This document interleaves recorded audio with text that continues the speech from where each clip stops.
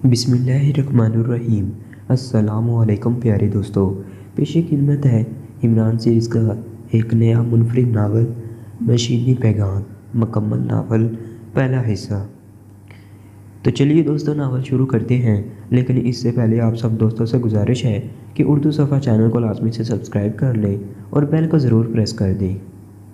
कभी हैकल नौजवान ने दूरबीन का लेंस दुरुस्त किया और इस सियाह लकीर को बगौर देखने लगा जो यकीनन ज़मीन थी। इसकी तजर्बाकार नज़रें ज़मीन को अच्छी तरह पहनती हुई नजर आ रही थी। ताहम इसने चंद मिनट तक इस लकीर को देखने के बाद दूरबीन का रुख आसमान की तरफ कर दिया। इसकी नज़रें ज़मीन के पैमानों पर तलाश कर रही थी, लेकिन आसमान साफ था। ये नामुमकिन है, इसने दिल ही दिल में कहा। अगर सियाह लकीर ज़मीन है तो आसमान पर परिंदों की मौजूदगी लाजमी है। वक्त भी ऐसा नहीं था कि परिंदे उतर चुके हों। इसे सुबह जागते ही इस लकीर की स्याही नज़र आती थी। इस वक्त वो धुंधलाए खाका थी, लेकिन जूं जूं लांच आगे बढ़ती गई इसे लकीर नुमाया महसूस होती गई और फिर इसे यकीन हो गया कि वो नज़दीक पहुंच चुका है। पूरे 1.5 माह के बाद इसे ज़मीन की शक्ल नज़र आई थी, इसलिए इसको जिस कदर खुशी हुई थी वो जल्द से जल्द इस ज़मीन तक पहुंच जाने का ख्वाहिशमंद था। लेकिन हालात इसे उलझन में मुब्तला कर रहे थे। अगर वो ज़मीन है तो इसकी फ़ज़ा में परिंदों का वजूद लाजमी है, फिर परिंदे क्यों नज़र नहीं आते? समुंदर की कहानियाँ इसे बखूबी मालूम थी। वो समुंदर के मजाज को बखूबी जानता था। इसे समुद्री जानवरों के बारे में पूरी मालूमात थी और वो इन मछलियों के बारे में सुन चुका था जो चीज़ों की तरह बड़ी होती हैं और बाज़ औक़ात इंसान इन पर जसीरा होने का धोखा खा जाता है। लेकिन ये बात सिर्फ किस्से कहानियों तक ही महदूद थी। मौजूदा दौर के सियाह ने इस समुंदर में इतनी बड़ी मछली नहीं देखी थी। हाँ, सिंदबाद के ज़माने की बात हो रहा है। सिंदबाद के लिए तो वो परिंदे खसूसी तौर पर तैयार किए गए थे जिनके अंदाज़े पूरे मकान के बराबर होते थे और जिन्हें तोड़ने के लिए कुल्हाड़ी की ज़रूरत पड़ती थी। इसे आज तक ऐसे परिंदों की तलाश थी जो इंसान को पिंजरे में दबाकर बैलन कापड़ की तरह प्रवास करे। लेकिन इसकी बदकिस्मती कि वो सिंदबाद के दौर में ना पैदा हुआ था और आज तक इन तमाम चीज़ों को देखने से महरूम रहा। वो अपने दौर का सिंदबाद था, लेकिन एक पुरस्कार नौजवान जिसका बाप एक बहुत बड़ा माहीगीर था, बल्कि माहीगीरों का ठेकेदार। इसकी बहुत ज़्यादा कश्तियाँ माहीगीर करती थी। गरीब माहीगीर जिनके पास अपनी कश्तियाँ नहीं थीं इसके मुलाजिम थे। बल्कि कुछ अरसा के बाद इस इलाके में जहाँ इसका बाप रहता था किसी माहीगीर के पास अपनी कश्ती ना रही। इसके पास बाप ने दौलत लुटाकर तमाम कश्तियाँ खरीद लीं। वो माहीगीरों की ज़रूरत का इंतज़ार करता रहता और जब कोई गरीब माहीगीर किसी मुसीबत में फंस जाता तो वो इसकी कश्ती के एवज़ माहीगीर की मुसीबत दूर कर देता, लेकिन वो दूसरी दायमी मुसीबत में गिरफ़्तार हो जाता। ये मुसीबत पेट की मुसीबत होती, बेरोज़गारी की मुसीबत होती, क्योंकि कश्ती फ़रोख्त हो चुकी होती थी। अब वो माहीगीरी कैसे करते? लेकिन इसका बाप बड़ा रहमदिल आदमी था। वो किसी माहीगीर को भूखे मरते नहीं देख सकता था। वो खुद इस माहीगीर को इसकी कश्ती पर मुलाजमत दे देता और माहीगीर इसकी रहमदिली पर इसे ज़िंदगी भर दवाएँ देता। भला दुनिया में ऐसे इंसान कहाँ पैदा होते हैं जो ज़रूरतें भी पूरी करें, वक्त पर काम भी आए और फिर मुलाजमत भी दें। ये दूसरी बात है कि अपनी कश्ती से मछलियाँ पकड़कर अगर वो 20 रुपये की फ़रोख्त कर सकते तो इसके बाप के लिए पकड़ी हुई मछलियों में इनके सिर्फ 5 रुपये होते थे। लेकिन ये कोई बुरी बात तो नहीं थी। या कोई पुरानी कश्ती खरीदने में 2 रुपये फंसाकर 15 रुपये रोज़ाना में ना कमाए। शहजादे को अपने बाप का ये जुल्म पसंद नहीं था।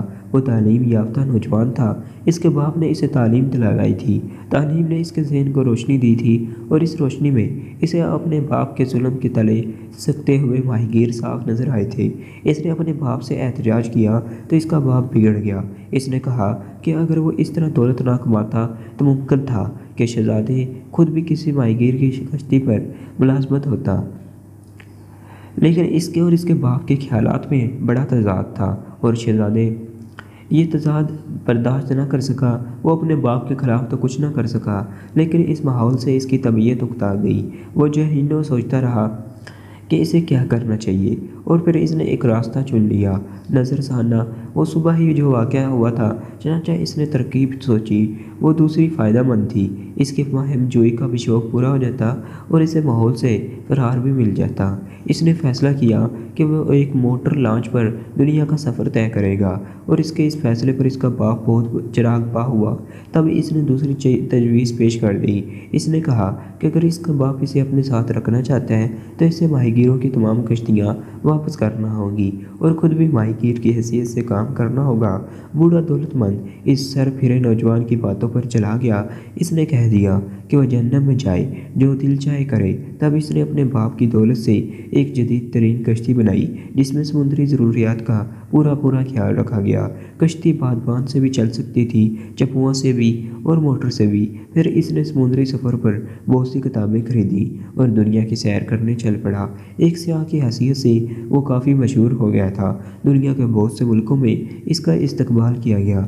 ہر جگہ لوگ اسے خوش آمدید کہتے اور اس کا انٹرویو لیتے، اور وہ اپنی زندگی کے اس سفر سے بے حد خوش تھا۔ سمندر سے اسے بے حد محبت تھی اور وہ اس کے بارے میں سب کچھ جان لیا تھا۔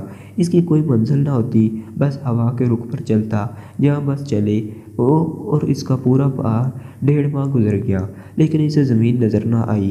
پھر 1.5 ماہ کے بعد کی اس صبح اسے یہ سیاہ لکیر نظر آئی، لیکن وہ یہ فیصلہ نہ کر سکا تھا کہ وہ زمین ہے یا نہیں۔ اس کی نظریں دوربین میں کبھی اس سیاہ لکیر اور کبھی آسمان کا جائزہ لیتی، اور وہ لانچ آگے بڑھتی رہی۔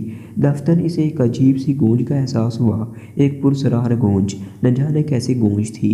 پھر اس کے ذہن پر ایک خواہش مسلط ہو گئی، اور عجیب اور مسحکہ گیز خواہش تھی کہ وہ الٹا کھڑا ہو جائے، ہاتھوں کے بل ٹانگیں اوپر کر کے اور سر نیچے کرے۔ کیا بکواس ہے، اس نے اپنے پاگل پن پر مسکراتے ہوئے کہا، لیکن پھر خود کو روکنا اس کے بس کی بات نہ تھی۔ اس نے دوربین نیچے رکھ دی اور لانچ کے درمیان پہنچ کر ہاتھوں کے بل کھڑا ہو گیا۔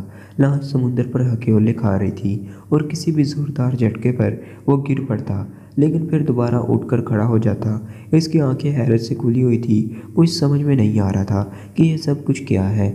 اسے خود بھی غصہ آنے لگا، لیکن بے سود۔ اب تو اسے ایسا لگ رہا تھا جیسے الٹا کھڑا ہونا ایک بہت بڑا فریضہ ہے، اور الٹا نہ کھڑے ہو کر وہ بہت بڑا جرم کرے گا۔ لانچ میں جھٹکے لگتے رہے اور وہ گرتا رہا، لیکن نیچے گرتے ہی وہ اپنی پہلی جیسے پوزیشن میں آ جاتا۔ اسے خود پر غصہ آ رہا تھا، لیکن وہ بے بس تھا، بالکل بے بس۔ نہ جانے یہ کیسی بے بسی تھی۔ سنڈریلا دبے قدموں آگے بڑھی، اور اس وقت ناڈیا نے پوزیشن بدل لی۔ سنڈریلا نے بمشکل خود کو درختوں کی آڑ میں پوشیدہ کر لیا تھا تاکہ ناڈیا کی نگاہ اس پر نہ پڑ سکے۔ ناڈیا چھوٹے چھوٹے قدم اٹھاتی ایک کنچ کی طرف جا رہی تھی۔ کنچ میں پہنچ کر وہ ایک بینچ پر بیٹھ گئی۔ اس کے چہرے پر عجیب سے تاثرات تھے، وہ کسی گہری سوچ میں گم تھی۔ اس سوچ کے عالم میں اسے سنڈریلا کے قدموں کی ہلکی سی چاپ کا احساس بس نہ ہو سکا، اور وہ اس طرح گمسم بیٹھی رہی، اور اچانک سنڈریلا نے پیچھے سے اس کی آنکھوں پر ہاتھ رکھ دیے اور وہ اچھل پڑی۔ اس نے دونوں ہاتھوں سے سنڈریلا کی کلائیاں پکڑ لی اور انہیں ٹٹول کر ان کے بارے میں اندازہ کرنے لگی کہ وہ کون ہو سکتا ہے۔ اس طرح کم از کم اسے یہ اندازہ ہو گیا کہ اس کی آنکھیں بند کرنے والے ہونٹ نسوانی ہے۔ اس بات سے اسے اطمینان ہو گیا، اور اس نے اپنی پریشانی بھول کر مسکراتے ہوئے کہا، اوہو ڈیئر، یہ تم ہو؟ لیکن اس کی آنکھوں سے ہاتھ نہ ہٹے، گویا اس کی آنکھیں بند کرنے والی لونس نہیں تھی۔ وہ سنڈریلا چھوڑ دو لولس ڈارلنگ، میں بہت پریشان ہوں، اس نے پھر کہا، لیکن سنڈریلا نے اس کی آنکھوں سے ہاتھ نہیں اٹھائے۔ البتہ ہاتھ اس طرح رکھے ہوئے وہ ناڈیا کے سامنے آ گئی، اور اس نے جھک کر اس کے ہونٹوں پر ہونٹ رکھ دیے۔ ناڈیا نے جلدی سے اس کا چہرہ اپنے ہاتھوں میں لے لیا۔ اسے اف! اس نے طاقت سے سنڈریلا کے دونوں ہاتھ آنکھوں سے ہٹا دیے اور پھر اٹھ کر اس سے لپٹ گئی۔ ارے سنڈریلا، تم کب واپس آئی؟ وہ خوشی سے دیوانی ہو کر اس کے چہرے پر چھائے ہوئے نور و فکر کے بادل ایک دم سرک گئے، اور وہ بے حد خوش نظر آنے لگی۔ ابھی آئی ہوں، تم مجھے پہچان بھی نہ سکی؟ سنڈریلا نے مصنوعی خفتگی سے کہا، ارے تمہارے آنے کا کوئی گمان میں نہیں تھا، تم تو اچانک ہی نازل ہوئی ہو۔ البتہ میں تمہاری حرکت سے تمہیں ضرور پہچان گئی تھی، ناڈیا نے کہا۔ نہیں، ہونٹوں کو چومنے والی حرکت سے؟ سنڈریلا نے پوچھا، اور ناڈیا نے ایک ادا سے گردن ہلا دی۔ نہیں، کیا مطلب؟ یہ حرکت میرے علاوہ آج تک کسی اور نے نہیں کی، سب تیری طرح پاگل تھوڑی ہی ہیں، ناڈیا نے کہا۔ ارے میرا مطلب ہے کسی لڑکی نے نہ سہی کسی دل چلے نہیں سہی، یہ تو ناممکن ہے کہ ابھی تک کوئی تیرا گھائل ہی نہیں ہوا، پھر فضول باتوں پر اتر آئی ہو۔ اس کے علاوہ کوئی کام ہے تجھے؟ ناڈیا نے اس کے پیٹ پر دھول جماتے ہوئے کہا۔ یہ کام بھی تو تیرے سامنے آنے کے بعد ہی یاد آتا ہے، مجھے تو خطرہ ہے ناڈیا، کسی دن تیرے سامنے میری جنس بھی نہ بدل جائے۔ یقین کرنا، کسی لڑکے ہی کی طرح تجھ پر عاشق ہوں میں، عاشق کی بہن اندر چل اندر، ناڈیا نے ہنستے ہوئے کہا، اور پھر وہ سنڈریلا کو گھسیٹتے ہوئے عمارت میں جانے لگی۔ انکل ڈارس کے کیا حال ہیں؟ کچھ نہیں، حالات پہلے سے بھی زیادہ بگڑ چکے ہیں، اب وہ کبھی ہوش میں آتے ہیں، ورنہ عام طور پر بہکی باتیں کرتے رہتے ہیں۔ تم نے کسی ڈاکٹر سے رجوع نہیں کیا؟ کس سے رجوع کرتی؟ تنہا ہوں، اور پھر میں ڈیڈی سے اس موضوع پر بات کرتی نہیں ہوں، وہ تو انتہائی سنجیدگی سے مجھے سمجھ جاتے ہیں کہ آخر انہیں کیا بیماری ہے اور وہ کیوں ان کے لیے فکر مند ہے۔ اس عالم میں وہ بالکل ٹھیک ہوتے ہیں اور درحال سے مجھے لاجواب کر دیتے ہیں۔ سنڈریلا نے ایک گہری سانس لی، دونوں عمارت کے ایک کونے میں پہنچ گئی تھی، پھر وہ صوفے پر بیٹھ گئی، اور پھر سنڈریلا نے کہا، میں اس بار اپنے ڈیڈی سے بات کروں گی، ان سے کہوں گی کہ وہ انکل ڈارس کے سلسلے میں کسی سے بات کریں۔ بیکار ہے سنڈریلا، وہ کہیں جانے کے لیے تیار نہ ہوں گے۔ سنڈریلا پھر کچھ دیر خاموش رہی اور بولی، تمہاری شادی کے بارے میں ان کا کیا خیال ہے؟ تو پھر فضول باتوں پر اتر آئی، قطعی، اس کا مطلب ہے ہمارے بزرگ اب تک حماقتیں کرتے چلے آئے ہیں، وہ کیا کرتے رہے ہیں، مجھے اس سے کوئی غرض نہیں ہے۔ تو شادی نہیں کرے گی؟ بالکل نہیں۔ خوب، سنڈریلا نے مسکراتے ہوئے کہا، اس کا مطلب ہے تجھے کسی نے متاثر نہیں کیا؟ سینڈی، کوئی اور بات کرو، کیوں اس موضوع کے پیچھے پڑ گئی ہو؟ ناڈیا نے اتائے ہوئے لہجے میں کہا، پھر کیا بات کروں؟ تم اپنے بارے میں بتاؤ، تم نے اب تک شادی کا پروگرام بنایا یا نہیں؟ خوب، مجھے اس موضوع پر بات کرنے سے مزہ کر رہی ہو اور خود وہی چرخا چلانا چاہ رہی ہو، سنڈریلا نے مسکراتے ہوئے کہا، تیری اور بات ہے، تو یہاں سے نکل گئی، یہ بہت اچھا ہوا، ہم تو یہاں ایک عجیب آرام میں مبتلا ہو گئے ہیں۔ کیسا عذار، بس یہ سمجھ لے کہ یہ شہر پاگلوں کا شہر ہو گیا ہے، عجیب حرکتیں ہونے لگی ہیں یہاں، کیا بتاؤں؟ مثلاً وہ ایک بات ہو تو بتاؤ، پورا شہر ہی پاگل ہو گیا ہے، میں بھی انہی پاگلوں میں شریک ہوں، بس الٹے سیدھے خیالات ذہن میں آتے ہیں اور ہم ان پر عمل کرنے پر مجبور ہو جاتے ہیں، عجیب مضحک خیز حرکتیں ہوتی ہیں، ہم ان کے بارے میں غور کرتے ہیں، ہمیں ان کا احساس ہوتا ہے، لیکن ہم وہی سب کچھ کرنے پر مجبور ہوتے ہیں، کوئی کسی پر ہنسنے والا نہیں ہوتا، سب کی ایک ہی جیسی کیفیت ہوتی ہے۔ یہ کیا الجھی باتیں کر رہی ہو؟ میری سمجھ میں تو کچھ نہیں آ رہا، سنڈریلا نے الجھتے ہوئے کہا۔ میں تجھے نہیں سمجھا سکتی، ناڈیا نے گہری سانس لے کر کہا، کہیں میں پاگل تو نہیں ہوتی جا رہی؟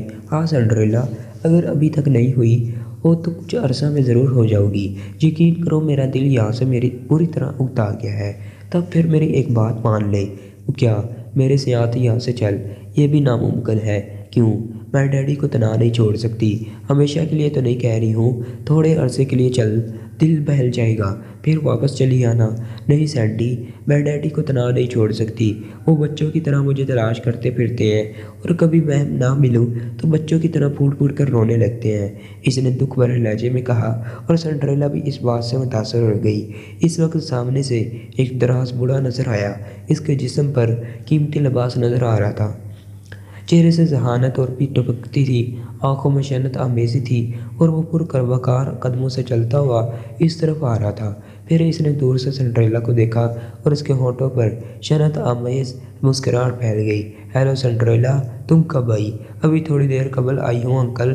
گڈ، ہمارے لیے کبوتر کے بچے لائی ہو؟ سنجیدہ شکل آدمی نے اس سنجیدگی سے پوچھا، اور سنڈریلا چونک کر ناڈیا کی شکل دیکھنے لگی۔ جواب دو، کبوتر کے بچوں کا کیا حال ہے؟ ہم ان کے لیے سخت بے چین ہیں، ماضی میں ہم بھی کبوتر نے اور کبوتریوں نے عشق لڑانے پھر رہے تھے۔ آنے والا چھنپے ہوئے انداز میں ہنسنے لگا، آئیے ڈیڈی تشریف رکھیے، اس نے جلدی سے مداخلت کی، اور سنجیدہ شکل آدمی اندر آ گیا۔ ابھی وہ صوفے پر بیٹھا ہی تھا کہ اچانک اس طرح کھڑا ہو گیا جیسے کسی اسپرنگ نے اچھال دیا ہو۔ لڑکیوں نے حیرت سے اس کی یہ حرکت دیکھی تھی۔ کیا ہوا ڈیڈی؟ ناڈیا نے چونک کر پوچھا۔ بس یہ ہو رہا ہے، ہدایات جاری کی جا رہی ہیں، بوڑھے نے سنجیدہ لہجے میں کہا۔ کیا ہو رہا ہے ڈیڈی؟ الٹے کھڑے ہو جاؤ، ہاتھوں کے بل کوئی دقت نہ ہوگی، بوڑھے نے جواب دیا، اور اچانک ہی ان کے ذہن میں عجیب سے سناٹے بھر گئے۔ خود اس کی بھی یہی کیفیت تھی۔ اس کا دل بے اختیار چاہ رہا تھا کہ وہ الٹی کھڑی ہو جائے ہاتھوں کے بل۔ اس نے اس عجیب خواہش پر اس کی طرف دیکھا اور پھر پرویز کی طرف دیکھنے لگی۔ پروفیسر آہستہ آہستہ جھک رہا تھا اور وہ اٹھ کر کھڑا ہو گیا۔ اس کے بعد وہ بھی اس انداز میں جھکی اور اس کے ساتھ ساتھ سنڈریلا بھی جھک گئی۔ اب وہ دونوں بھی الٹی کھڑی تھیں اور ان کے اسکرٹ پٹ کر ان کے منہ پر آ پڑے تھے، جن کا انہیں احساس تھا، لیکن وہ اپنا لباس درست بھی نہیں کر سکتی تھیں۔ اچھا خاصا خوبصورت شہر تھا، ایک بڑے ملک کے زیر اثر، ویسے ایک ریاست میں شامل تھا، لیکن چلتی اس بڑے ملک کی تھی، کرنسی وغیرہ بھی اسی کی تھی۔ مجموعی طور پر شہزادے کو یہ شہر بہت پسند آیا تھا، لیکن اس میں داخلے سے قبل جو کیفیات اس پر گزری تھیں وہ حیرت انگیز تھیں۔ اس کی سمجھ میں ابھی تک نہیں آیا تھا کہ اس پر پاگل پن کا دورہ کیوں پڑا تھا۔ اسے اپنے پاگل پن کا احساس تھا، لیکن وہ کچھ بھی نہیں کر سکتا تھا۔ اس شہر میں آتے ہوئے سے 4 دن گزر چکے تھے۔ اس کا خیال تھا کہ وہ 15-20 دن یہاں قیام کرے گا۔ اس نے ایک خوبصورت ہوٹل میں رہائش اختیار کی تھی۔ بہرحال اچھا وقت گزر رہا تھا۔ ایک نوجوان سیاح کی حیثیت سے وہ بہت جلد یہاں بھی مشہور ہو گیا۔ اخبار والوں کو اس کی بھنک مل گئی اور انہوں نے اس کے انٹرویو شائع کرنے شروع کر دیے، لیکن ان کے سوالات کے جواب میں اپنی وہ کیفیت نہیں بتائی تھی جو اسے کشتی پر پیش آئی تھی۔ ظاہر ہے یہ بتانے کی بات نہیں تھی۔ بہرحال انٹرویو شائع ہونے کے بعد وہ اس شہر کے لیے اجنبی نہ رہا۔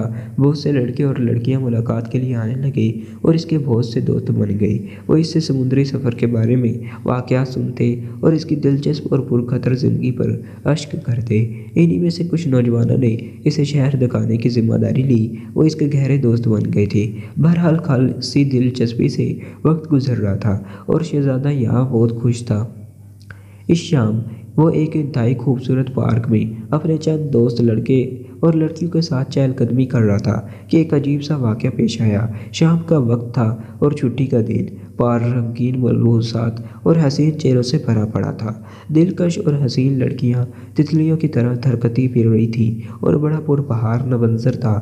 اچانک شہزادے کے دل میں خواہش ابھری، ایک انوکھی خواہش جس نے اسے پوری طرح بوکھلا دیا۔ اس کا دل بے اختیار چاہ رہا تھا کہ وہ الٹا کھڑا ہو جائے۔ یہ وہی کیفیت تھی جو اسے کشتی میں محسوس ہوئی تھی اور وہ کوشش کے باوجود اس کیفیت سے چھٹکارا نہیں پا سکتا تھا۔ لیکن ظاہر ہے کشتی میں دوسری بات تھی۔ وہ سمندر میں تنہا تھا، اسے دیکھنے والا کوئی نہیں تھا اور وہاں وہ الٹا کھڑا ہو گیا تھا اور یہ بات صرف وہی ہی جانتا تھا۔ اب وہ اگر اس کیفیت سے چھٹکارا نہ پا سکا اور اپنی اس عجیب و غریب خواہش پر عمل کر بیٹھا تو کیا ہوگا؟ شہزادہ بہت زیادہ بدحواس ہو گیا تھا۔ اس کے چہرے پر ہوائیاں اڑنے لگیں اور اس نے بوکھلائے ہوئے انداز میں اپنے دوستوں کی طرف دیکھا۔ اس پر ہجوم پارک میں اس کی یہ حرکت ڈوب مرنے کی قابل ہوگی، لیکن پھر اسے ایک اور عجیب سا احساس ہوا۔ اس نے محسوس کیا جیسے کائنات کی گردش رک گئی ہے۔ پارک میں چہل قدمی کرتے ہوئے لوگ بے جان ہو گئے ہوں، سب کے سب پتھر بن گئے ہوں۔ اس کے دوستوں کا بھی یہی حال تھا۔ اس وقت اس کے ساتھ 3 مقامی لڑکے اور 2 لڑکیاں تھیں۔ لڑکیاں بے حد خوبصورت اور مہذب تھیں، انتہائی شائستہ مزاج کی حامل۔ وہ ان لڑکیوں سے بے حد متاثر تھا اور ابھی تک اس نے ان دونوں لڑکیوں میں ایسی کوئی بات نہیں دیکھی تھی جو معیار سے گری ہوئی ہو۔ وہ پتھرائی ہوئی نظروں سے اپنے اطراف کا جائزہ لیتا رہا۔ سب کے چہروں پر بدحواسی طاری تھی اور وہ پتھر کے بت کی طرح صاف تھے۔ اور پھر اس نے اپنے ذہن میں وہی عجیب سا سناٹا محسوس کیا اور اٹھ کھڑا ہونے کی خواہش شدید سے شدید تر ہونے لگی۔ رحم کر معبود رحم، اس نے گڑ گڑا کر خدا سے التجا کی، لیکن اس وقت اس کی نگاہ ایک ادھیڑ عمر عورت پر پڑی جس نے گہرا میک اپ کر رکھا تھا۔ سفید رنگ پر سرخ اسکرٹ خوب جچ رہی تھی اور وہ اپنے عمر سے کافی چھوٹی لگ رہی تھی۔ دفتن اس عورت کی حرکت نے اسے سناٹے میں ڈال دیا۔ عورت نے 2-3 کلہ بازیاں کھائیں اور الٹی کھڑی ہو گئی اور اس کی دیکھا دیکھی دوسرے لوگوں نے بھی الٹا کھڑا ہونا شروع کر دیا۔ شہزادہ آنکھیں پھاڑے چاروں طرف دیکھ رہا تھا۔ پورے پارک کا عجیب حال ہو رہا تھا۔ یہ لگ رہا تھا جیسے وہ کسی جادوئی شہر میں آ گیا ہو، یہاں کسی جادوگر کی حکومت ہو اور لوگ صرف اس کا حکم مانتے ہوں یا پھر اس کے غلام ہوں۔ آن کے آن میں ہی مہذب لوگوں کا یہ پارک پاگل خانہ معلوم ہونے لگا۔ وہاں موجود ہر شخص الٹا کھڑا ہوا تھا۔ اس نے متحرنہ انداز میں اپنے دوستوں کی طرف دیکھا۔ اس کے تینوں دوست الٹے کھڑے ہوئے تھے۔ پھر اس کی نگاہ اپنی مہذب دوست لڑکیوں پر پڑی اور اس کے حلق سے کہکہ آزاد ہوتے ہوتے ہوتے رہ گیا۔ اس کی دوست لڑکیاں بھی الٹی کھڑی ہوئی تھیں۔ سنجیدہ اور شائستہ لڑکیوں کو اس حال میں دیکھ کر وہ عجیب سا محسوس کرنے لگا تھا، لیکن اسے خود پر کوئی اختیار نہیں تھا۔ اس کی نظریں بھٹکتی رہیں اور دافتن وہ بھی اٹھ کھڑا ہوا۔ یہ کیا ہے؟ یہ سب کچھ کیا ہے؟ اس نے انتہائی پریشانی کے عالم میں سوچا، لیکن اس کا ذہن کوئی جواب نہ دے سکا۔ لوگ اب بھی اسی طرح کھڑے تھے، کسی کو اپنی حالت کا ذرا برابر احساس نہیں تھا، جیسے وہ سب وہاں جمع ہی اس لیے ہوئے ہوں۔ یہ کیفیت 1 گھنٹے تک جاری رہی اور اس کے بعد اچانک طلسم ٹوٹ گیا۔ سب تھکے تھکے انداز میں سیدھے ہونے لگے، سب کے چہرے پر شرشار ہو رہے تھے۔ ان کے انداز سے ایسا محسوس ہو رہا تھا جیسے وہ سب ایک دوسرے سے سخت شرمندہ ہوں۔ وہ تفریح بھول گئے تھے، پارک خالی ہوتا جا رہا تھا۔ آئیے مسٹر شہزادے واپس چلیے، شہزادے کے ایک دوست جونٹر نے کہا، اور وہ لوگ بھی پارک سے نکل گئے۔ لڑکیوں کی گردنیں جھکی ہوئی تھیں، ان کے چہرے اپنی اس فضول حرکت سے سرخ ہو رہے تھے۔ پھر انہوں نے بیک وقت کہا کہ انہیں ان کے گھر اتار دیا جائے۔ میرے ساتھ ایک کپ کافی نہیں پیئیں گی مس لینا؟ اور آپ بھی مس؟ شہزادے نے دونوں لڑکیوں سے کہا۔ سوری، پھر صحیح مسٹر شہزادے، لڑکیوں نے کہا، اور پھر ان کی خواہش کے مطابق گھر اتار دیا گیا۔ سب خاموش تھے، پریشان تھے، لیکن بات کسی ایک کی نہ تھی۔ شہزادے نے بامشکل تمام اپنے دوستوں کو اس بات پر راضی کیا کہ وہ ان کے ساتھ ہوٹل چلیں۔ ہوٹل پہنچ کر اس نے ویٹر کو بلا کر کافی طلب کی، اور پھر کافی کی گھونٹ لیتے ہوئے شہزادے نے کہا، بلا شک و شبہ ماحول ہمارے اختیار میں نہ تھا، اور نہ ہی ہم میں سے کوئی اپنی خواہش پر الٹا کھڑا ہوا تھا۔ جب سب ایک ہی مرض میں گرفتار ہو گئے تو پھر شرمندگی کیسی؟ بے شک، جونس بھی کسی ہنسی کے ساتھ بولا، لیکن بعض اوقات یہ حادثات عجیب و غریب تکلیف میں مبتلا کر دیتے ہیں۔ غور کریں، کوئی باتھ روم میں ہاتھ لے رہا ہے یا پھر کوئی اور کسی کام میں مصروف ہے، اور اس وقت یہ صورتحال کتنی عجیب ہو جاتی ہے۔ پتہ چلتا ہے برہنہ بیٹی باپ کے سامنے آ کر الٹی کھڑی ہو گئی۔ اور تو کیا، پورا شہر اس عذاب میں مبتلا ہے؟ شہزادے نے تعجب سے پوچھا۔ شہر کیا، کرب و جوار کے علاقے بھی اس کیفیت سے محفوظ نہیں رہے۔ لوگ یہاں سے فرار ہو کر بھی دیکھ چکے ہیں، مگر یہ سب ہے کیا؟ ایک آسمانی عذاب جو اس شہر پر نازل ہوا ہے۔ سرور نے سانس لے کر کہا، کیا مطلب؟ شہزادے نے حیرت اور دلچسپی سے پوچھا۔ ظاہر ہے تم اس شہر میں نئے آئے ہو، لیکن کیا تمہیں اس شہر کے تمام بچوں، بوڑھوں، عورتوں اور مردوں کو الٹا کھڑا ہوتے دیکھ کر حیرت نہیں ہوئی؟ جونسن نے سوال کیا۔ وہ تو صورتحال کیا ہے؟ شہزادہ بولا۔ اسے اپنی چند قبل کی پوزیشن یاد آ گئی تھی جب وہ اس شہر کے نزدیک آ چکا تھا اور اپنی کشتی میں الٹا کھڑا ہوا تھا۔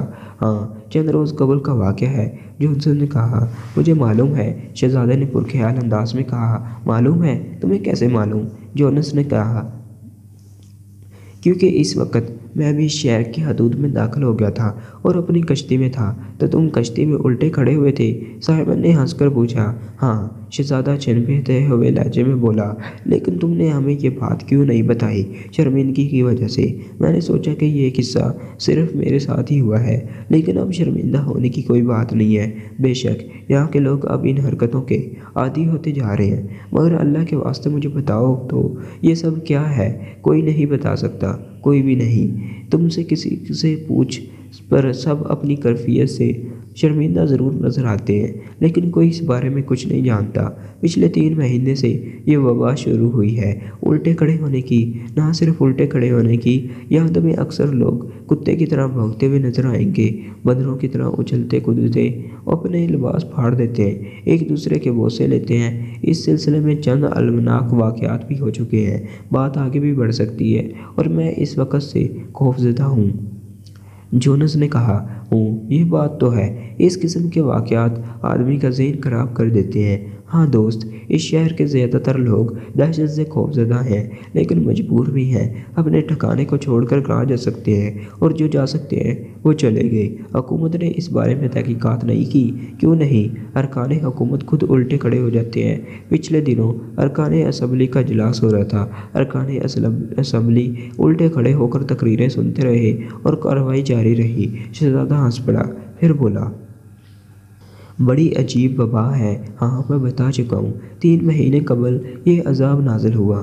اچانک لوگوں کے ذہنوں میں یہ عجیب خواہشات اجتماعی شکل میں پیدا ہوتی اور وہ ان پر عمل کرنے پر مجبور ہو جاتے۔ کچھ سمجھ میں نہیں آتا، کیا یہ کوئی سائنسی عمل ہے یا پھر کوئی شیطانی روح اس شہر میں مسلط ہے؟ اس دور میں اگر جادو کی کوئی اہمیت ہے تو بلا شبہ ہم اسے کسی شیطانی جادوگر کا کارنامہ کہہ سکتے ہیں۔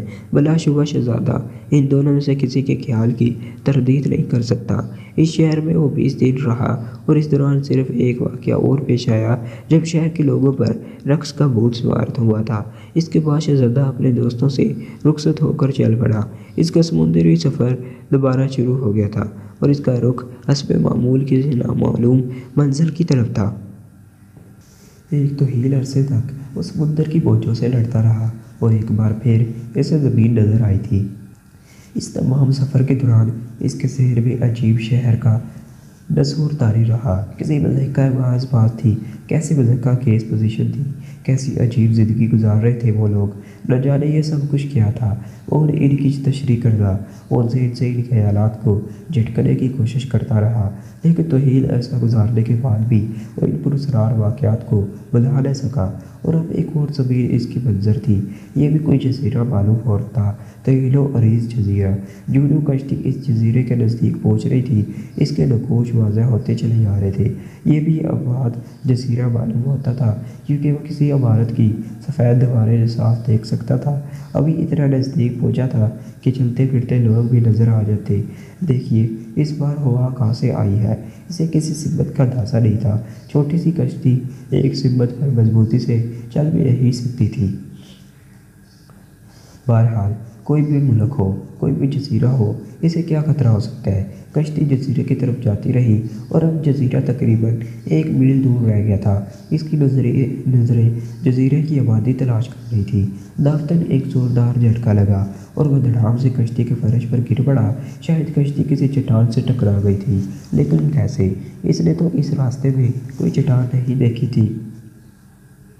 وہ سنبھل کر اٹھا ہی تھا کہ اس نے ایک عجیب سی گونج سنی اور اس کے ساتھ ہی سمندر سے سفید رنگ کی چمکدار شعاعیں نمودار ہوئیں اور اس کی کشتی کے گرد پھیل گئی اور وہ خوف اور دہشت کی نظروں سے ان شعاعوں کو دیکھنے لگا جو اس کو اپنے جال میں لپیٹ چکی تھیں۔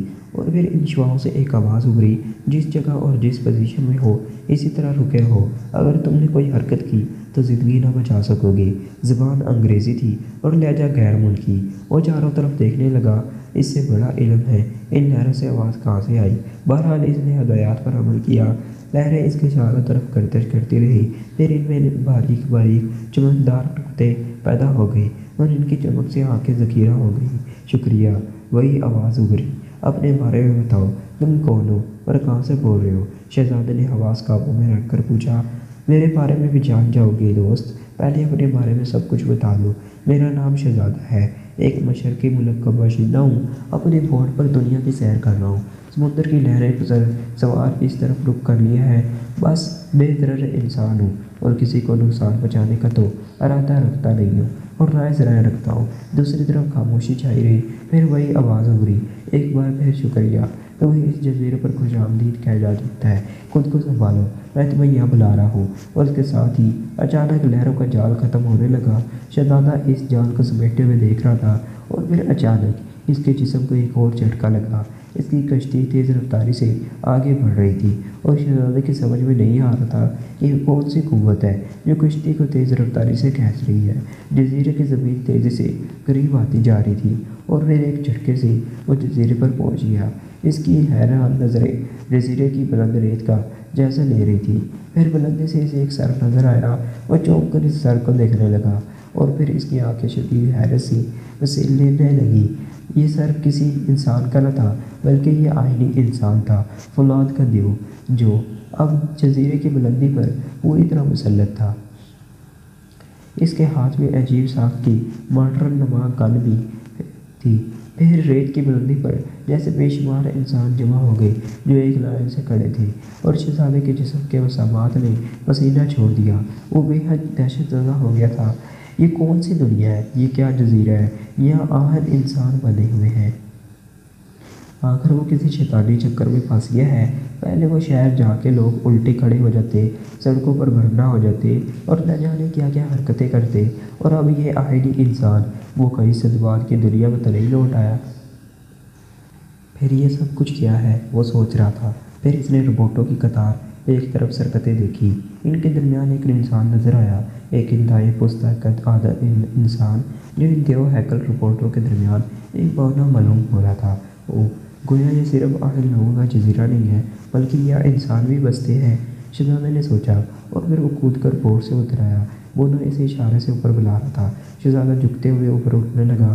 آئینی رپورٹ پیچھے ہٹ رہے تھے، اور جب شہزادے بونے کے پاس پہنچا تو رپورٹ کافی پیچھے جا چکے تھے۔ البتہ پوستہ ایک آمد وہی کھڑا رہ گیا تھا۔ شہزادے نے غور سے اسے دیکھا۔ وہ ایک تراش قسم کے قیمتی سوٹ میں ملبوس تھا اور اس کے ہونٹوں پر نرم مسکراہٹ تھی۔ ہیلو، پستہ قد آدم انسان نے مسکراتے ہوئے کہا۔ ہیلو، شہزادے نے بھی حیرت سے چاروں طرف دیکھتے ہوئے جواب دیا۔ پورے جزیرے پر صرف ایک عمارت نظر آ رہی تھی، آئین انسان اب دور چلے گئے تھے۔ میں بحیثیت میزبان تمہیں خوش آمدید کہتا ہوں، پستہ قد نے مسکراتے ہوئے کہا۔ اس بار اس نے اردو زبان استعمال کی تھی، جس پر شہزادے کو مزید حیرت ہوئی۔ شکریہ، اس نے جواب دیا۔ میرا نام لیک ہے، لوگ مجھے کرنل لیک کے نام سے جانتے ہیں۔ آپ سے ملاقات کر کے خوشی ہوئی۔ میں شہزادہ ہوں، صرف نام کا شہزادہ، اور میں ایک ماہی کا لڑکا ہوں۔ میرا باپ بہت کاسب تھا اور میں اس کی دولت کا تھوڑا سا حصہ حاصل کر کے دنیا کی سیر کر رہا ہوں۔ خوب، آؤ، کرنل نے مسکراتے ہوئے کہا۔ ویسے تمہارا تعلق کون سے ملک سے ہے؟ ایک مشرقی ملک سے، شہزادے نے اپنا نام ملک کا نام بتایا۔ تمہارے خیال میں اب تم کہاں ہو؟ میں کچھ نہیں جانتا، میری چھوٹی سی بوٹ راستہ بتانے جدید سامان سے آراستہ ہے۔ میں تو بس سفر ہی کرتا رہتا ہوں، کسی بھی طرف نکل جاتا ہوں۔ بہرحال تم مشرق کے ہی ایک ملک میں ہو۔ میرے لیے یہ دلچسپ اطلاع ہے۔ میرا ملک یہاں سے کتنی دور ہے؟ بالکل قریب، کرنل لیک نے جواب دیا، اور جب انہوں نے اس ملک کا نام بتایا تو شہزادے نے حیرت سے آنکھیں پھاڑ کر کہا، مجھے تو یہ حیرت ہوئی ہے، لیکن آپ تو اس ملک کے باشندے معلوم نہیں ہوتے، اور یہ جزیرہ، یہ آئین انسان، وہ سفید چوہے جنہوں نے میری کشتیوں کو گھیر لیا تھا، اور پھر کشتی کا اس برق رفتاری سے دوڑنا، وہ سب کیا تھا؟ سب کھیل، یہ ایک سائنسدان کا کارنامہ ہے۔ شاید تم نے اپنے وطن میں پروفیسر محمود ناصر افریدی کا نام سنا ہو۔ ناصر افریدی شہزادے کے منہ سے نکلا، اور وہ تصویر حیرت بن گیا۔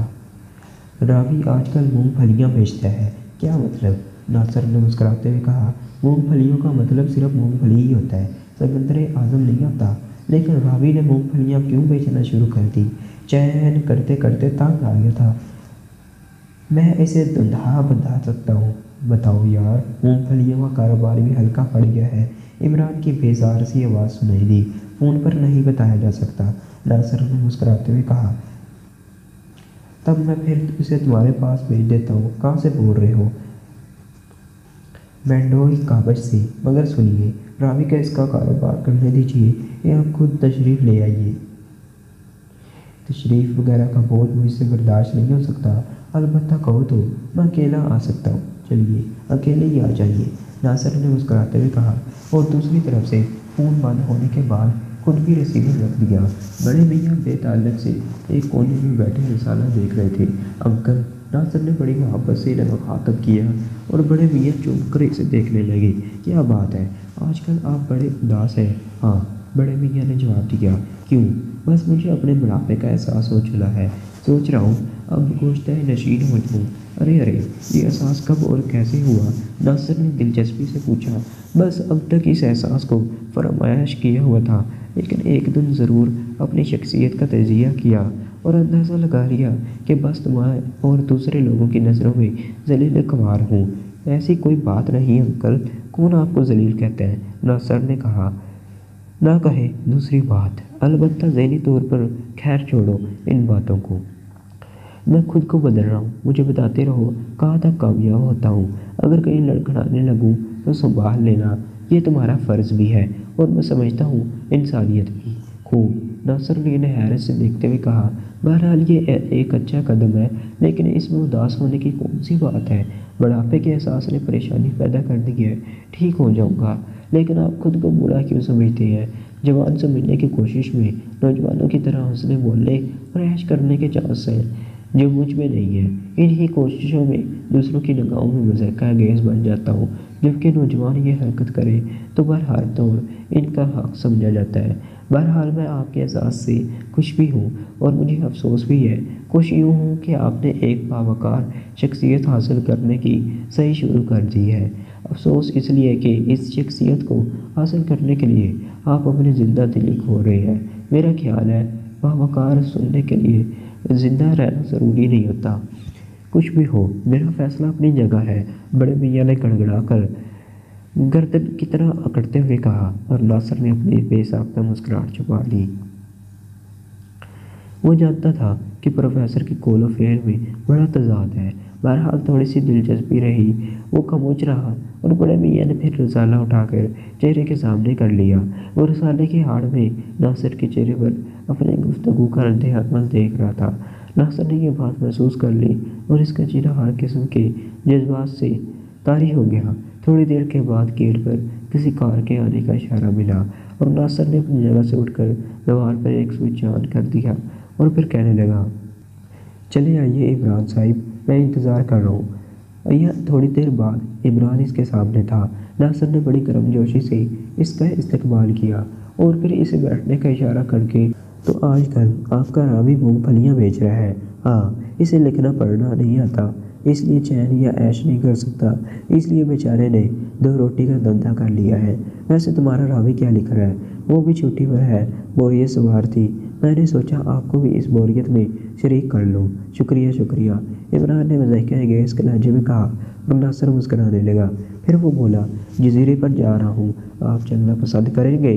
جب بوریت ہونا ہو تو پسند اور ناپسند کا کیا سوال، جس چیز میں پسند شامل ہو جائے اس میں بوریت کہاں رہتی ہے۔ خوب۔ دراصل کرنل لیک نے ایک مسلمان مہمان کی آمد کی اطلاع دی ہے، ایک سمندری مہمان کی آمد کی اطلاع۔ سمندری مہمان، وہ سمندر کے راستے آیا ہے، پڑوسی ملک کا باشندہ ہے، اتفاقیہ طور پر ادھر آ نکلا۔ کرنل کا کہنا ہے کہ بظاہر وہ کوئی خاص اندازہ نہیں لگا سکے اور ایسا ہی لگتا ہے جیسے وہ اتفاقیہ طور پر ادھر آ نکلا ہو۔ بہرحال ان کی خواہش ہے کہ میں بھی اسے دیکھ لوں، اور آپ جانتے ہیں کہ انسان شناسی کے بارے میں مجھے اتنا تجربہ نہیں ہے جتنا آپ کو ہے۔ الحمدللہ الحمدللہ، عمران نے فرصت کے ساتھ کہا اور ناصر ہنس پڑا۔ عمران کی آنکھیں اس بڑے میاں کی طرف دیکھ رہا تھا جو اس قائم گفتگو سے لا تعلق بنے بیٹھے ہوئے تھے۔ ان کا کیا خیال ہے؟ عمران نے آنکھ کے اشارے سے پروفیسر کے بارے میں کہا۔ وہ انکل کسی خاص مضمون میں کھوئے ہوئے تھے شاید، ناصر نے کہا اور بڑے میاں نے چونکنے کی اداکاری کی۔ پھر وہ بڑی بے نیازی سے مسکرائے اور ایک انگڑائی لیتے ہوئے کہا، تم لوگ ذاتی گفتگو میں مصروف تھے اور پھر عمران صاحب بھی میری طرف متوجہ نہیں ہوئے، اس لیے میں نے سوچا کہ مداخلت بے حد مناسب رہے گی۔ عمران نے چونک کر بڑے میاں کی شکل دیکھی۔ بڑے میاں بڑی محبت آمیز لہجے میں مسکرا رہے تھے۔ عمران کھوپڑی چلانے لگا۔ پروفیسر کی ڈمی، اس نے ساری انداز میں ناصر کی طرف دیکھا۔ ڈمی نہیں، خود پروفیسر ہے، ناصر نے کہا۔ ناممکن۔ عمران اپنی جگہ سے اٹھ گیا اور پھر اس نے پروفیسر کے قریب جا کر انہیں غور سے دیکھنا شروع کر دیا۔ چاروں طرف سے دیکھنے کے بعد وہ مطمئنہ انداز میں بولا، کمال ہے ناصر، واقعی کمال ہے، یہ تمہارے عظیم شاہکار ہے۔ اگر خود پروفیسر بھی اس رپورٹ کو دیکھیں تو شبہ نہیں کر سکتے کہ ان کے علاوہ اور ہے۔ بس اب شرارت بند کرو، کام کی بات کرو۔